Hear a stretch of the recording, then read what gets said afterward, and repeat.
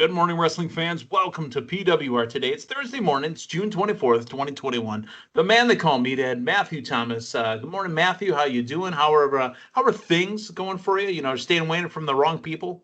No, I'm hanging around the right people. I'm actually talking to one of the right people right now. Oh, hey now.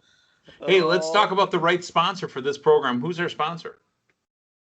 That's going to be Collar and Elbow Brand. And, if you're trying to figure out what to wear to work tomorrow or to lounge around your home or out to your special occasion, head on over to collarandelbowbrand.com, peruse their wonderful selection of garments, and save 10% by entering promo code LindaK. That's LINDAKAY. That saves you 10%.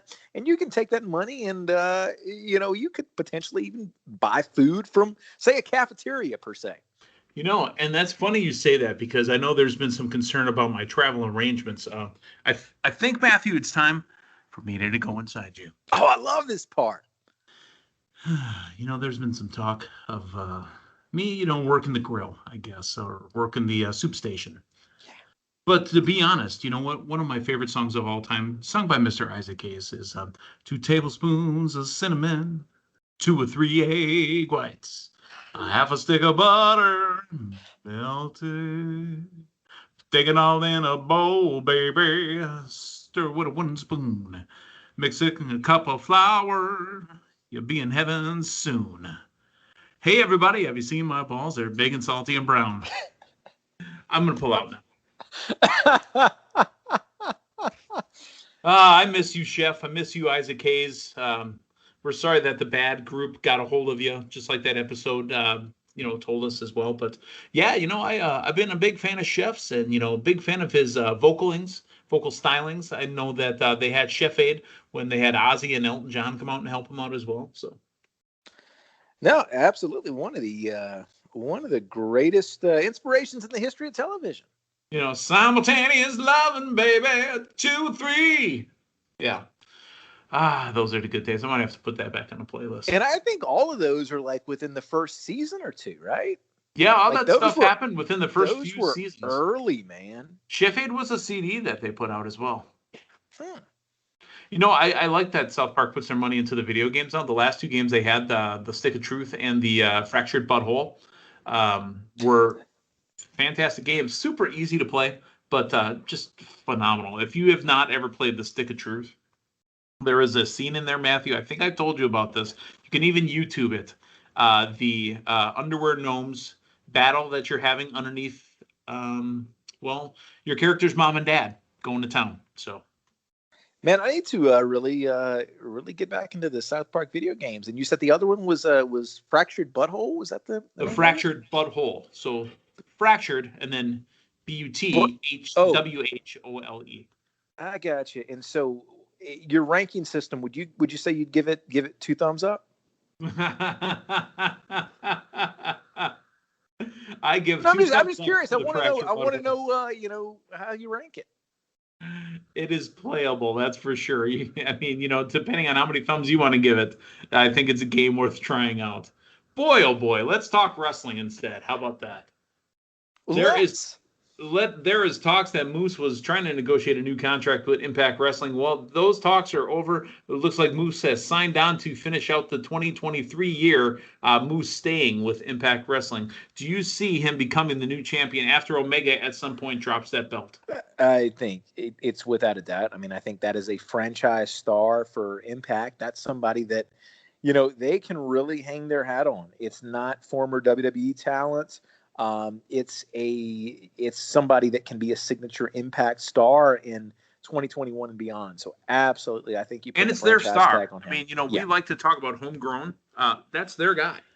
Moose is a star brought up from Impact Wrestling. He didn't make his name somewhere else. He made it at Impact.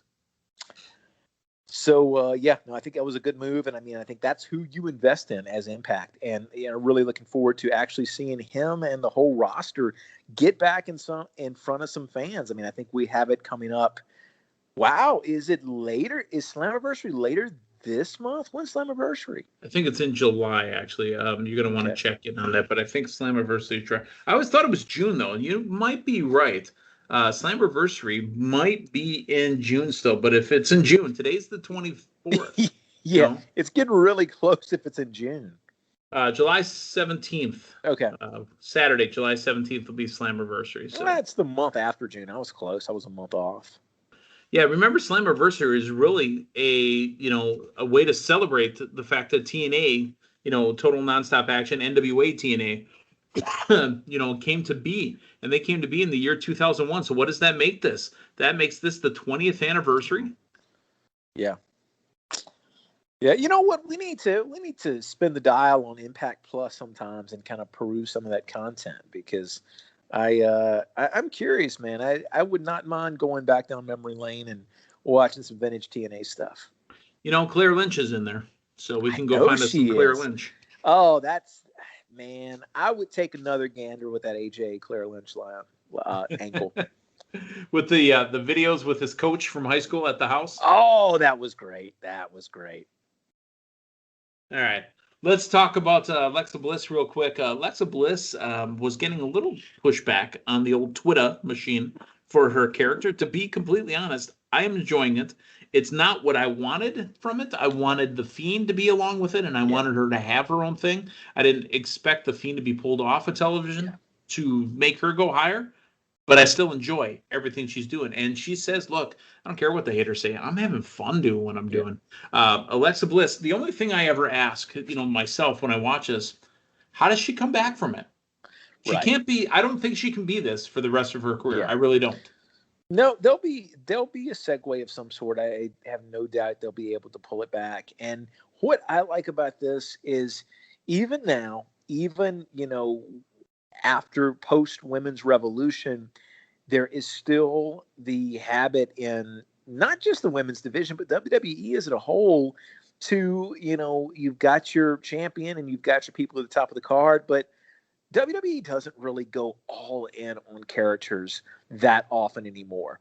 You've got your tendency to have a lot of people just kind of be pushed to the middle and not very distinct characters they take a chance on. 50-50 booking they've been doing for years. The Fiend was one and Alexa Bliss's character's one. And so I give them credit for, doing something different and going all in.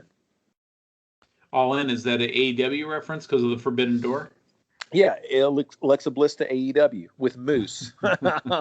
You're going to get that big intergender match that everybody's been lobbying for years. Alexa Bliss versus Moose. It all in. I guess. You heard it here first. Yeah, it's not going to happen, but okay. Let us make our way to a bit of a news story to go along with what we're going to be kind of talking about for the main event here this morning. Vice TV GM on why the Chyna documentary is not just a Dark Side of the Ring episode.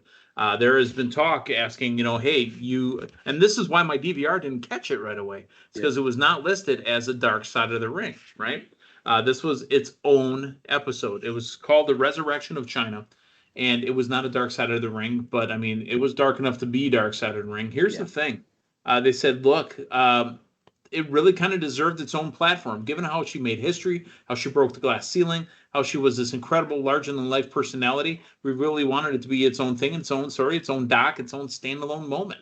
We kind of felt like she deserves her own moment, her own accolades. And it was all really worthy of an independent documentary. So that's why we decided not to kind of wrap it into the rest of the Dark Side of the Ring. So it makes absolute sense. Dark Side of the Ring is Vice TV's really their landmark, title now. They've got Dark Side of the Football. They got Dark Side of the 90s. It could be the Dark Side of Toast next coming up. You never know. So Matthew Thomas, thoughts on why Chyna was a separate episode? Yeah, and you got to look at too. They're building it around the documentary that they were in the process of making as well too. So it's not just this biopic that Vice TV is going after. It's a documentary of a documentary being filmed. Exactly. That's exactly what it was. And so you've got all of this material that's there already. That's unfortunately, chronicling this tragic time. Yeah. So let's talk about it. You've watched it. I've watched it. And, man, we had told each other kind of off air, but I think it even leaked on air. Enough with just the dark stuff, man. We need a break. Yeah. And, Dark Side of the Ring is on hiatus until the second half of season 3. this was just as dark. Here's Yeah. here's the problems I had with it. And we both have this conversation. Are we going to talk about it and not talk about it? I mean, we got to talk about it. So really the thing with Chyna is, and the opening line, and you said it to me when we were talking about what we were going to say, and then I just remembered hearing it again. She's going to get naked. She's going to get naked mentally, physically. I mean, we're going to get her naked. All these guys, all these sycophants, all these people, these hangers on are using her. Yeah. And it just hurt to watch. Without a doubt. And then the exploitation of, the scenes when I believe she's in, was it New York? Like when she's going by the firehouse, like you got to wonder how that was set up. Is it them taking her around saying, "Oh, this is Chyna," everybody, like you felt so grimy from the people that were using her, that were exploiting her. And it was absolutely, it was hard to watch, but it was just in a lot of ways seeing it when it happened, but also these retrospective interviews, with the crew. I mean, just the crew came across horrible as a group of guys exploiting her for their film, or whatever you want to call the project. Person that, and again, I don't know these people. I don't know if people that we know these people. I don't know. Yeah. And that's we're going to speak exactly how we feel here. Yeah. I felt that this poor woman was being used, from the person that was supposed to be your business manager that dragged her out of Japan and brought her over, and that's the guy that says, "Well, we're going to show up at Stanford and see what happens." What the? Dude, what were you thinking? And you filmed it. Yeah. What did you think the best possible outcome was going to be of that? The disconnect to all these years later after her death, like watching their reaction, and just what I still feel like is the lack of empathy and the lack of how absolutely disgusting they were during this time period. They see themselves, especially the guy selling, pictures of the urn, and then, oh my goodness, taking, right, it was supposed to be 50-50, right? 50 was going to get spread across, I think it was 50-50. It was supposed to be spread across the ocean, and the other 50 sent home. Well, he kept 25 of it, and then just set up a memorial show so he could be the star. At the end of it, you are creating a photo op with an urn.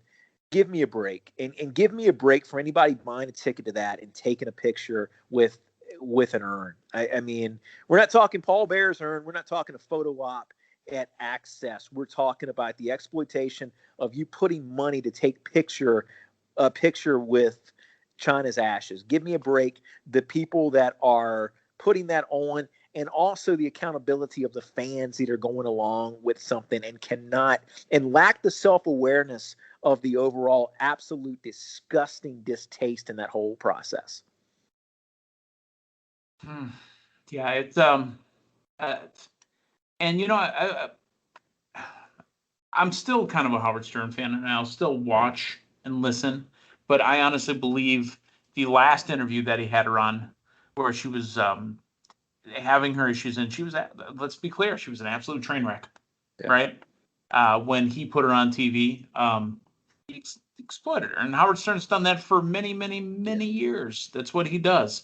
Could have done better. Could have done better by her. You know who I still also think is kind of I'm trying to find the right words, but I think the right words are going to be just the words that come out of the top of my head. Media whore, Dr. Drew.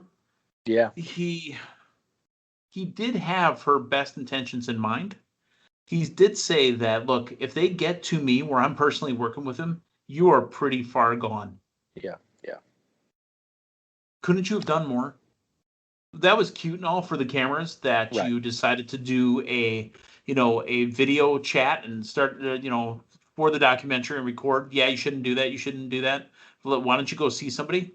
Come see you. You're a doctor. What about your Hippocratic oath? So for a moment of levity, when you said Dr. Drew for a second, you said Dr. Drew, but my brain, for whatever reason, thought Dr. Phil. And I'm trying to So what we got here is failure to communicate. I'm trying to rack my brain and like remember back to the documentary of when Dr. Phil was in the documentary.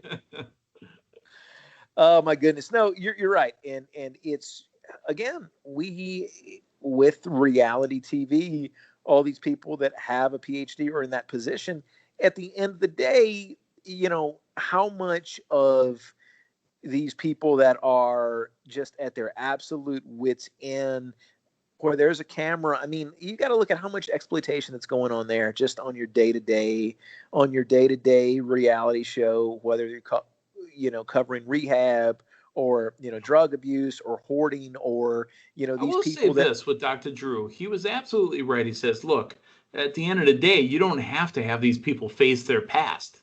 Who cares? It's about being happy and getting control of your today. Yeah. Her manager was going to make her face her past. Oh, because it was good, because it was compelling good TV. Yep, Right. that's exactly what they were doing. And then you've got the other guy. They're filming this. Was it what was the title of it? Was it a Resurrection of Chyna? Was that what they were going for? The Resurrection, yeah. Yeah, and so you've got one guy on the crew who ends up living with her while they're filming the documentary. Yep.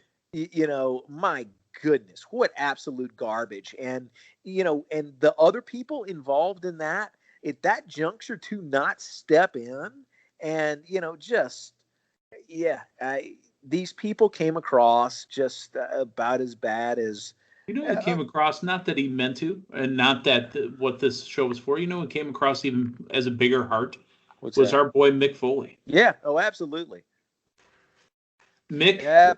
Absolutely. Another reason. I really think he's a genius, and it being the very big-hearted human that he is, I wish he could have helped more because he was trying to help. He saw her. He said, "Look, maybe this wasn't the place for her," and it's really not his place to have to do that. Yeah, no, without a doubt, and you really got to wonder. You got to wonder, too, at that juncture with the distance that the WWE was trying to keep from Chyna. And I don't know the details as far as their programs and what is made available. But with that fractured relationship right there, you just got to wonder what kind of a hands-off approach they may or may not have been, keeping at that point. Maybe. And, you go back to the documentary showed it, the Stone Cold podcast with Triple H. And he said, look, I've got kids. And Vince Russo, again, another person who unbelievably came off as a sane human being. Yeah. Vince Russo said, look, I mean, that probably, sent her down a nastier spiral. And please do not tell me about the people you have in your Hall of Fame that are convicted felons. But Triple H wasn't wrong when he said, look, they're going to put Chyna in the Hall of Fame, and you get my 6-year-old daughter, 7-year-old daughter, types in Chyna, and the first thing that comes up on Google is. Let me ask you this: you think his kids are going to Google Katie Vick? Right. Like that. That's where I go to with that line. It's right. Like.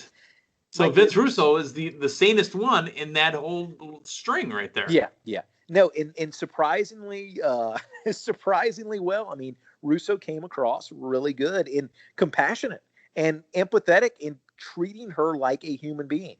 And more or less, when you encapsulate the Triple H line in the Stone Cold thing, a lot of ways you can just take that as we can cast her aside and delegitimize her and dehumanize her to a certain extent because she did porn. Yep. But, I mean, didn't you guys already set that line up because you sent her over to Playboy? Yeah. Yeah. No, it's, my goodness. And I mean, because WWE was involved with Playboy. Yeah. I mean, Tori Wilson, Sable, Chyna.